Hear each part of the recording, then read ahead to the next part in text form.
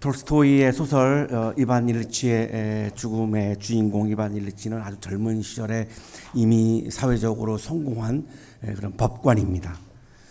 사회적인 지위와 체면을 굉장히 중시하며 살았는데 어느 날 병명을 알 수 없는 고통 속에서 죽음을 맞이하게 됩니다. 인생의 마지막 순간에서 자기 스스로에게 질문을 했습니다. 혹시 내가 잘못 살아온 건 아닐까? 뭐 딱히 무슨 범죄를 했거나 자기가 정말 이상한 짓을 했거나 그런 건 없습니다. 그럼에도 불구하고 자기 마음 깊은 곳에서 우러나오는 질문입니다. 혹시 내가 잘못 살아온 건 아닐까? 우리 청년들은 혹시 내가 지금 잘못 살고 있는 것은 아닐까? 이렇게 질문하면 좋을 것 같아요. 그래야 나중에 인생의 마지막에 가서 내가 잘못 살아온 건 아닐까? 이렇게 질문을 안 할 수 있을 것 같거든요. 지금 늘 내가 지금 잘못 살고 있는 것은 아닐까? 끊임없이 그런 긴장 속에서 질문을 하는 게 좋지 않을까? 이 문구를 보면서 그런 생각이 들었습니다. 그는 죽음을 앞두고 자신이 사회적인 성공만을 쫓고 진정으로 타인을 한 번도 사랑해 본 적이 없다는 사실을 확인하고 절망합니다. 사회적으로는 부러워하리만큼 굉장히 일찍 성공을 했고, 그런데 자기 마음속에서 진심으로 누군가를 한 번도 사랑한 적이 없네를 발견한 겁니다. 당황스럽고 그리고 또 절망하기까지 합니다. 자기를 간호해주는 하인 이 게라심이 정말로 진심으로 자기를 위해주고 자기를 걱정해주고 자신을 사랑한다라고 하는 그 따뜻한 사랑을 막 피부로 막 느낍니다. 사랑이라고 하는 것이 이런 것이었는데 나는 왜 이제까지 이런 사랑을 하지 못했지? 뭐가 문제였지? 계속 죽음을 앞두고 자기 자신에 대한 질문을 던지게 됩니다. 마지막 순간에 다다라서 아내와 아들에게 내가 고통을 주고 있다라고 하는 사실을 자각을 하고 태어나서 가족이 된 이후 처음으로 진심으로 아내와 자녀들을 걱정하고 배려하는 마음을 갖습니다. 아들이 가엾었다. 부인을 말합니다. 그녀가 가엾었다. 이렇게 토로합니다. 타인을 향한 사랑이 그의 내면에서 처음으로 우러나오는 그런 순간입니다.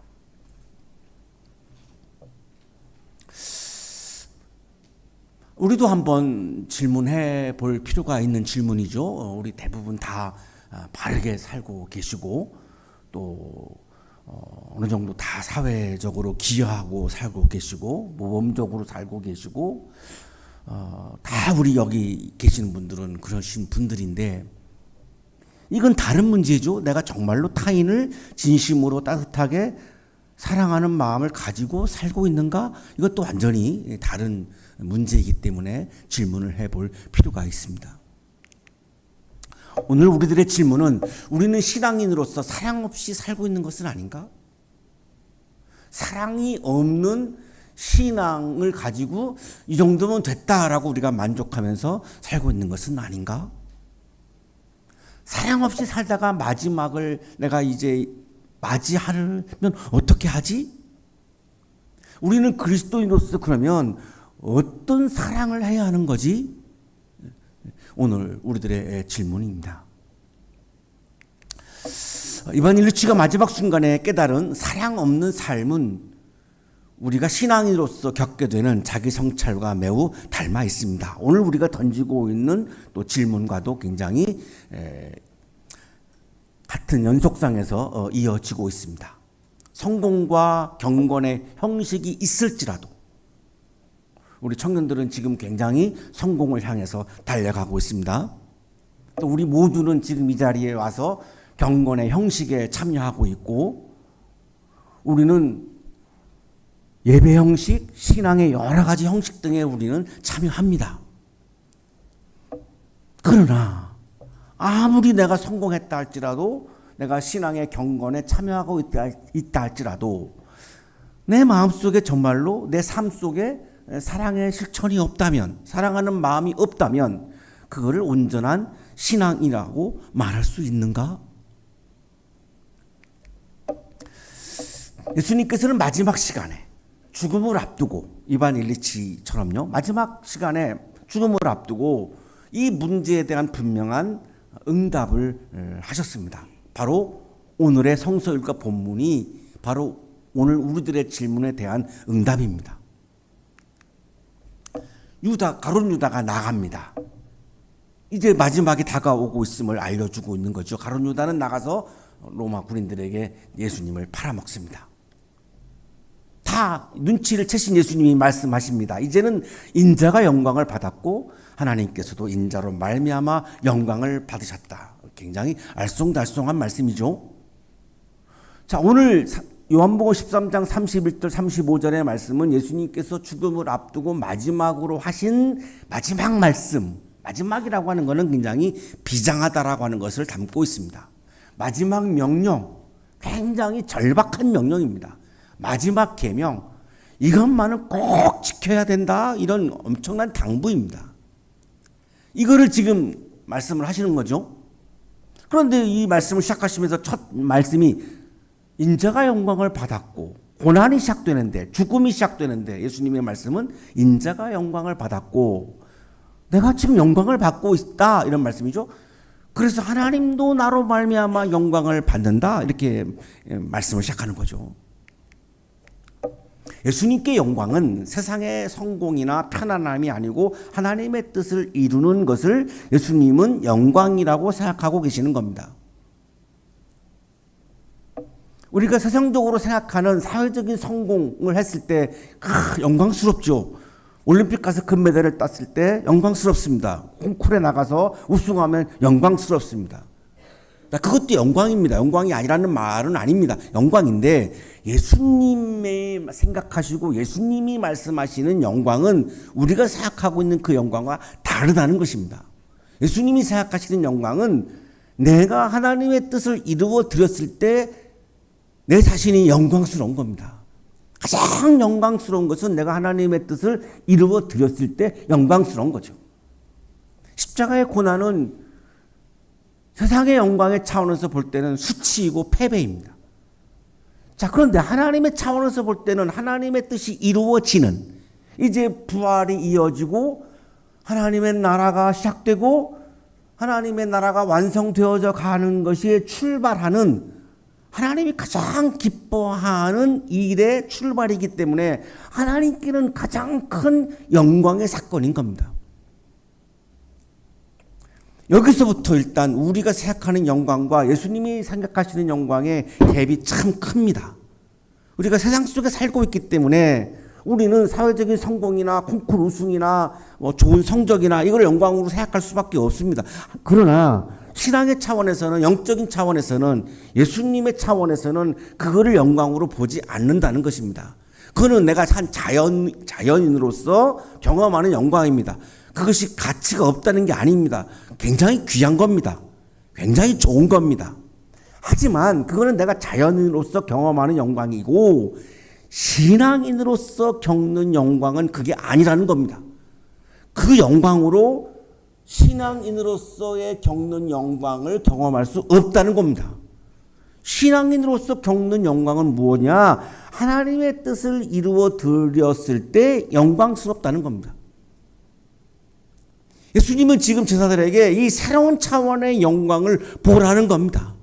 너희들은 지금 내가 왕이 되어서 너희들 장관 한 자리 할 거라고 생각하고 그거를 영광이라고 생각하고 있지.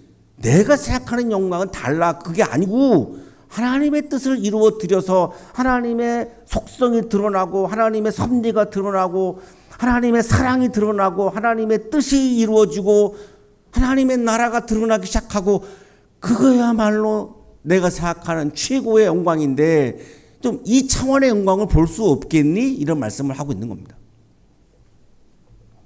어떻게 그것이 영광입니까? 라고 하는 질문에 대해서 예수님은 12장에서 답을 하셨습니다. 밀알 하나가 땅에 떨어져서 죽지 않으면 한 알 그대로 있고 죽으면 열매를 많이 맺는다. 밀알의 죽음이 열매를 가져오는 것처럼 예수님의 고난은 패배가 아니고 실패가 아니고 부끄러움이 아니고 하나님의 영광을 드러내는 영광의 사건이라고 말씀하고 있는 겁니다.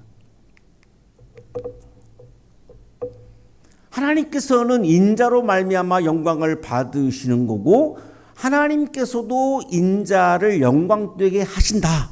하나님께서는 나를 통해서 영광을 받으시는 거고 그리고 하나님은 또한 나를 영광스럽게 하신다. 왜? 부활을 하시죠. 하나님의 나라라고 하는 새로운 세상을 여시죠.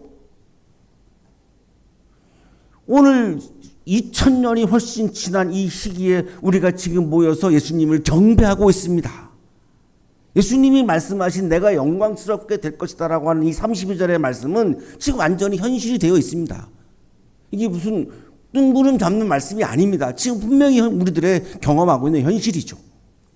영광이라고 하는 말은 그리스어 독사를 옮긴 말인데 단순히 영광 돌린다, 하나님을 찬양한다, 요한복음에서 말씀하시는 이 독사 용어는 하나님께 찬양을 돌린다, 영광을 돌린다 그런 의미보다 훨씬 더 깊은 의미를 담고 있습니다. 예수님의 십자가와의 고난과 부활을 통해서 하나님의 성품과 뜻이 드러나는 것을 의미하는 용어입니다. 이 십자가 사건은 사람들은 실패로 볼 수 있지만 하나님 앞에서는 하나님의 사랑이 펼쳐지고 십자가 사건은 하나님의 지각한 인류를 향한 사랑이 펼쳐진 사건입니다. 그리고 예수님은 내 뜻대로 마옵시고 아버지의 뜻대로 하십시오라고 최고의 순종과 복종을 보였던 그 아름다운 순간입니다. 그래서 예수님의 십자가는 가장 큰 영광의 자리인 겁니다.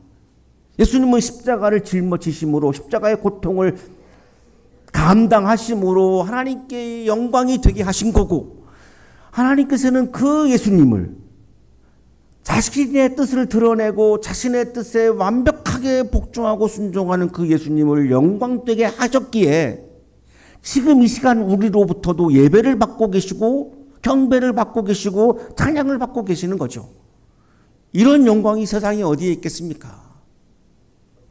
요한복음은 이런 역설적인 시선을 강조하고 있고 고난이 영광이 되는 신비를 강조하고 있습니다. 이 영광은 단지 내가 고통을 잘 견디어내서 내가 성공했다 이런 의미가 아닙니다. 고난을 통해서 하나님의 나라가 더 가까이 오게 되고 새로운 세상이 열리고 새로운 질서가 시작되고 새로운 나라가 시작되고 하나님이 정말로 기뻐하고 모든 하나님의 피조물들이 행복하게 살 수 있는 그런 새로운 세계가 시작된다라고 하는 엄청난 의미를 담고 있습니다. 그래서 십자가는 슬픔의 끝이 아니고 하나님의 새 창조가 구원의 세상이 하나님의 새로운 창조 지금 계속되는 창조 이해 창조죠. 이해 창조가 시작되는 자리가 바로 십자가의 자리다라고 지금 예수님은 죽음을 앞두고 자신의 죽음을 지금 이렇게 해석을 하고 계시는 거죠. 우리 인생에도 어김없이 고난이 찾아옵니다. 내가 못나서 찾아오는 것도 아니고 내가 죄가 많아서 찾아오는 것도 아니고 당연히 필연적으로 고난은 우리 모두에게 찾아옵니다. 우리는 오늘도 그 고난 속에서 살고 있습니다. 우리 청년들은 미래의 불투명함 이런 고난 속에서 지금 걸어가고 있죠. 인간관계에서 오는 고난, 가족관계에서 오는 고난, 신앙의 혼미함에서 오는 고난, 기도 응답이 안 오는 것에서 오는 고난, 수도 없이 직장에서 경험하는 고난, 사람들이 모여있는 곳에서는 반드시 고난이 존재할 수밖에 없습니다. 어떻게 안 존재하겠습니까? 우리 여기 성가대라고 하는 작은 공동체지만 이 안에 갈등이 없을까요? 표정을 보니까 있어요 이렇게 답을 하고 계십니다. 사람이 모이면 어디든지 다 가족 4명이 모여도 그 안에 갈등이 없습니까? 이거 당연한 겁니다. 이게 나에게 어떤 문제가 있어서 그런 것이 아니라 필연적으로 내가 마주해야 하는 고난이죠. 특히 우리는 신앙의 길을 걸어가기 때문에, 사랑의 길을 걸어가기 때문에, 정의의 길을 걸어가기 때문에 자연인들보다 더 다른 차원의 고난까지 마주대하며 살아가고 있는 거죠. 중요한 것은 이 고난을 통해서 하나님의 뜻이 이루어지면, 하나님의 뜻이 이루어질 때 우리가 겪는 그 고난은 하나님께 큰 영광이 되는 사건입니다. 그 하나님은 또한 그 영광을 받으시고 나를 영광되게 하신다라고 하는 말씀을 지금 예수님은 제자들에게 강조하고 있는 겁니다. 이게 마지막 설교입니다. 요한복음에 나오는 예수님의 마지막 설교입니다. 제자들에게 이 마지막 설교를 지금 하고 피를 토하는 심정을 하고 계시는 겁니다. 자, 나는 이제 간다, 떠난다. 떠남을 이제 선언하시고, 자, 드디어 가장 예수님이 강조하고 중요하게 말씀하시는, 마지막으로 말씀하시는 드디어 새로운 계명을 말씀합니다. 우리 기독교인들에게 가장 중요한 말씀 중에 하나입니다. 이제 나는 너에게 새 계명을 준다. 서로 사랑하여라. 서로 사랑하여라. 내가 너희를 사랑한 것 같이 너희도 서로 사랑하여라. 굉장히 평범한 말씀으로 느껴지죠? 이 새 계명은 새 계명이죠. 그동안 있었던 계명의 반복이 아니라는 겁니다. 구약에 보면 이웃을 사랑하라고 하는 계명이 여러 차례 나옵니다. 자, 그런데 거기에는 어떻게 되어 있냐면 내 이웃을 내 몸처럼 사랑하라. 사랑의 기준이 나입니다. 내 몸처럼. 사랑의 기준이 나입니다. 근데 예수님은 이게 왜 새 계명이냐면 사랑의 기준과 사랑의 방식과 사랑의 내용이 다릅니다. 사랑의 차원이 완전 다릅니다. 내가 너희를 사랑한 것 같이 내 몸처럼 사랑하라라고 하는 옛 계명은 사랑의 기준이 나입니다. 내가 나를 사랑하는 것처럼 내가 나를 사랑하는 방식으로 이웃을 사랑하라고 하는 건데, 자, 예수님의 새 계명은 내가 너희를 사랑한 것 같이 기준이 예수님의 사랑입니다. 예수님이 사랑하신 방식으로, 예수님이 사랑하신 그 기준으로, 예수님이 사랑하신 그 유형의 사랑을 이제 너희가 해야 한다. 이제까지는 너희들은 구약을 중요하게 여겼기 때문에 내가 나를 사랑하는 것처럼 너를 사랑했지. 잘했어. 그게 나쁘다는 게 아니야. 잘못한 건 아니야. 잘했어. 자, 그런데 더 이제 차원이 높아져야 돼. 그 차원의 높은 사랑은 내가 너희들을 사랑한 것이 사랑해야 돼. 바로 이 이전에 예수님이 뭘 하셨냐면 제자들에게 세족식을 했습니다. 그거를 떠올려 봐. 그게 내가 너희들을 사랑한 방식이고 사랑한 기준이고 사랑한 유형인데 이 세상 어디에서도 경험하지 못한 사랑일걸? 자, 그 연속성에서 나는 이제 십자가를 진다. 나는 십자가에서 죽는다. 그 십자가에서 죽는 사건이야말로 세족식과는 비교도 되지 않는 완전히 새로운 유형의, 새로운 차원의, 새로운 기준의 사랑이란다. 그 십자가의 사랑은 하나님으로부터 온 사랑이고 하나님의 사랑이고 하나님의 존재 방식이란다. 하나님은 그렇게 사랑으로 존재하시는 분이고 그 사랑 자체이시란다. 그 하나님이 존재하시는 하나님이 그 사랑 자체이신 그 사랑을 내가 이제 곧 십자가에서 보여줄 거야. 그러면 내가 죽은 다음에 너희들은 내가 십자가에서 보여준 새로운 기준의 사랑, 새로운 유형의 사랑, 새로운 방식의 사랑을 이제는 해야 돼. 왜? 너희들은 내 제자잖아. 그럼 나처럼 해야지. 제자가 뭐냐? 나처럼 해야지. 선생님처럼 해야지. 스승처럼 해야지. 그래야 내 제자 아니냐.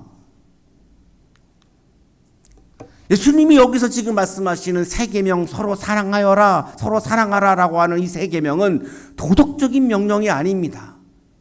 도덕에서도 얼마든지 이웃을 사랑하라고 하죠. 그 차원이 아닙니다. 십자가의 희생과 헌신, 겸손과 낮아짐을 통해서 나타나고 드러나는 사랑입니다. 이거를 우리가 쉽게 그냥 아가페 사랑이라고 부르는 거죠.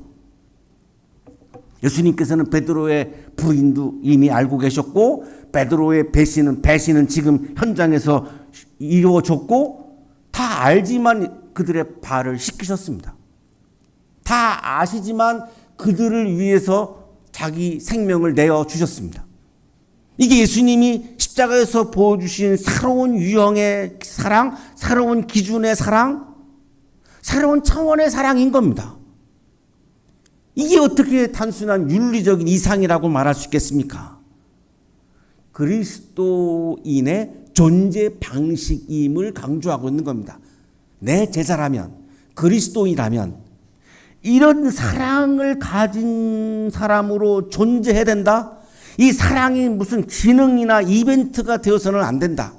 이럴 때는 사랑하고 이럴 때는 사랑하지 않는 이런 어떤 이벤트나 어떤 이런 기능의 차원에서의 사랑이 아니고 우리 존재 자체가 사랑의 존재가 돼야 한다. 이반 일리치는 이거를 놓쳤던 겁니다. 그 사람이 성공했는데 왜 사랑을 안 했겠습니까? 기능적으로야 얼마든지 했겠죠. 조금이라도 했겠죠. 그런데 자기가 보니까 진짜 사랑이 아닌 거를 깨달았고 그래서 절망했던 겁니다. 프랑스 철학자이면서 탈무드 수석가인 레비나스, 아주 요즘 굉장히 핫한 철학자입니다.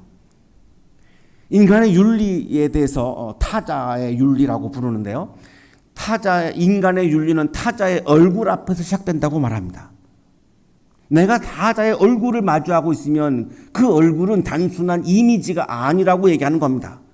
말을 안 해도 이미 타자의 얼굴은 나에게 메시지를 말하고 있다는 겁니다. 당신은 나를 사랑해야 돼. 나를 돌봐야 돼. 당신은 나를 해치면 안 돼. 이분의 책에는 당신은 나를 살해하면 안 돼. 이렇게 표현되어 있습니다. 당신은 나를 살해하면 안 돼. 나는 외제성이야. 나는 당신의 내재성이 아니야. 난 당신하고 같은 존재가 아니잖아. 그러면 나를 영접하는 마음으로 나를 사랑해야지. 나를 돌봐야지. 나를 위해야지.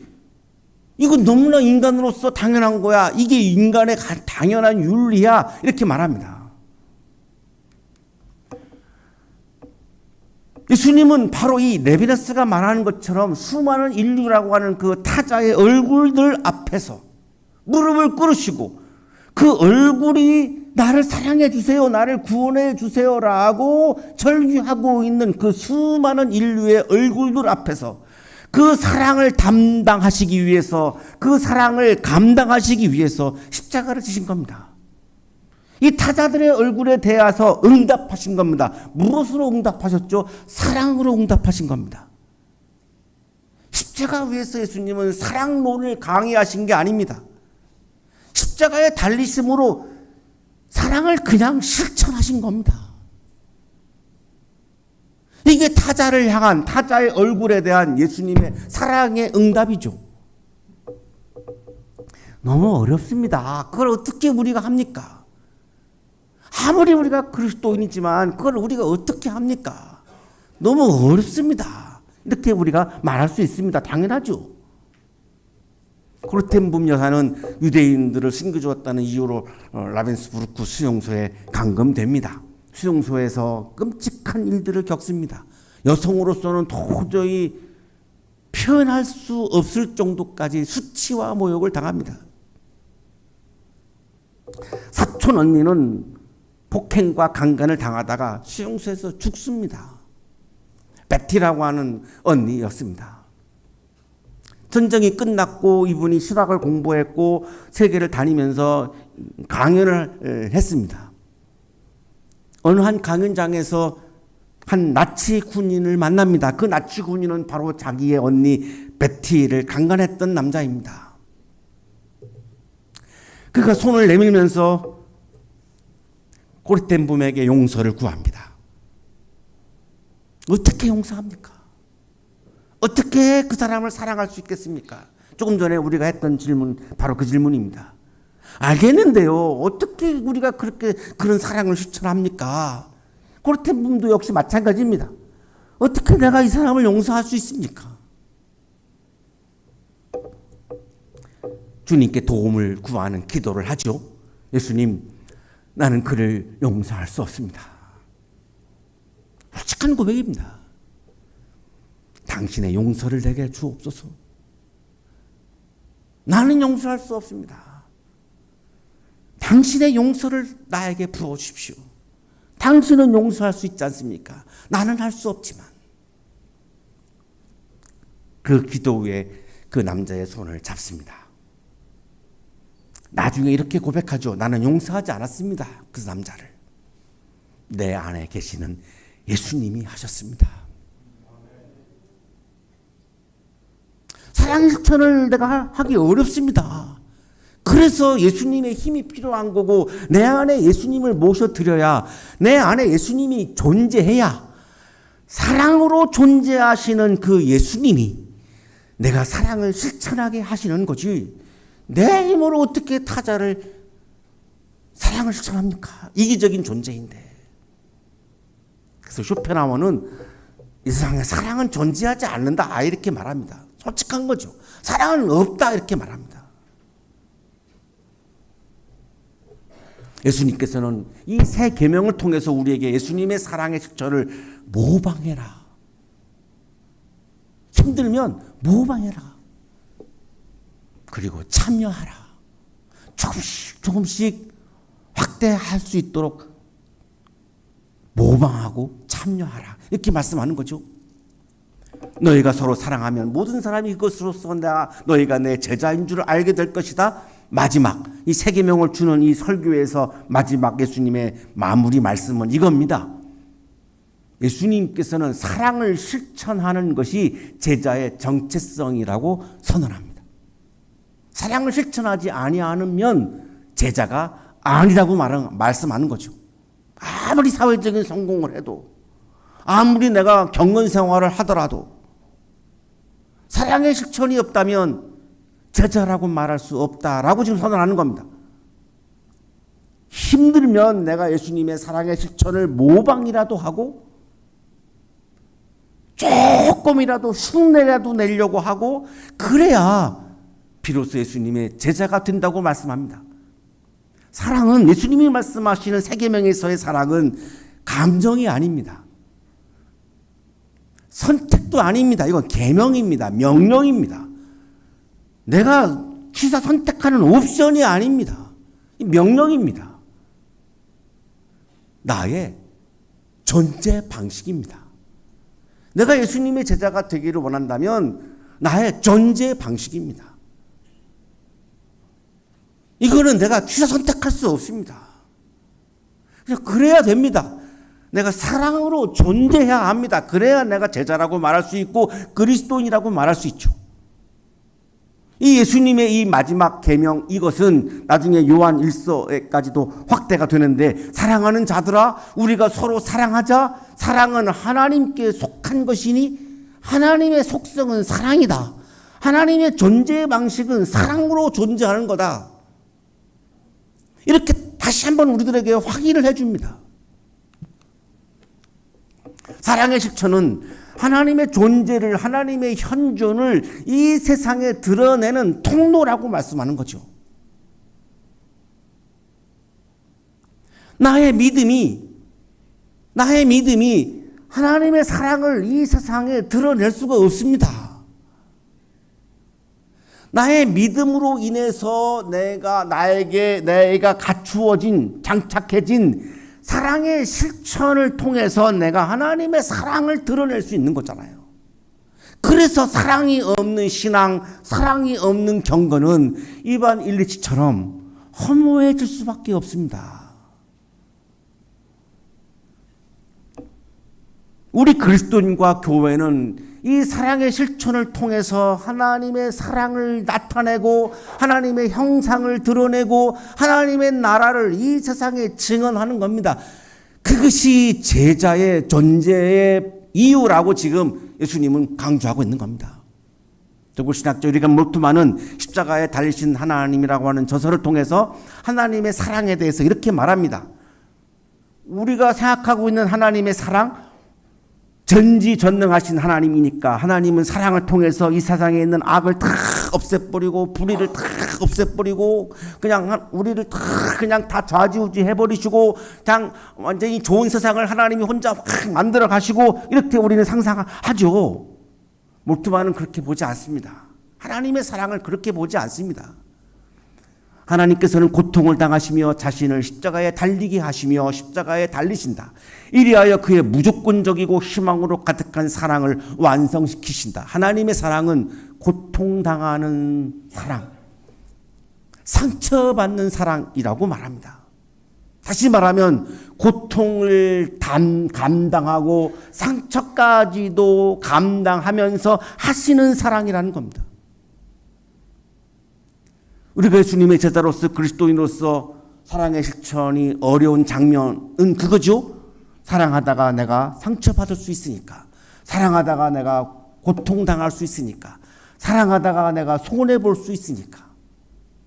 몰트만이 강조하는 것은 하나님의 사랑은 그 고통마저도 감당하며 그 상처마저도 감당하며 그 손해마저도 내가 그냥 감당하며 사랑으로 존재하시는 하나님, 그 하나님의 사랑은 바로 그렇게 존재하시는 존재 방식이라고 지금 강조하는 겁니다.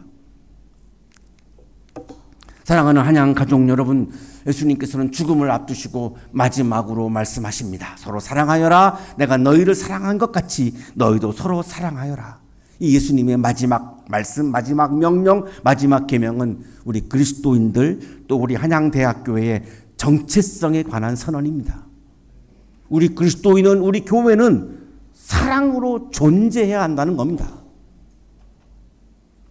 예수님의 사랑은 선택이 아닌 계명입니다. 감정이 아닌 헌신입니다. 우리도 예수님처럼 사랑을 실천할 수 있습니다. 불가능하지 않습니다. 그리스도인으로서 사랑 없이 살아간다면 마지막 순간에 인생의 허무함을 마주하게 될 것입니다. 우리가 예수님처럼 생명과 혼을 쏟아 부으며 사랑을 실천할 때 하나님의 나라와 영광이 나의 삶을 통해서 드러나게 될 것입니다. 그 사랑 안에서 참된 기쁨과 하나님 나라의 충만함을 누리는 여러분의 삶이 되시기를 간절히 축원합니다.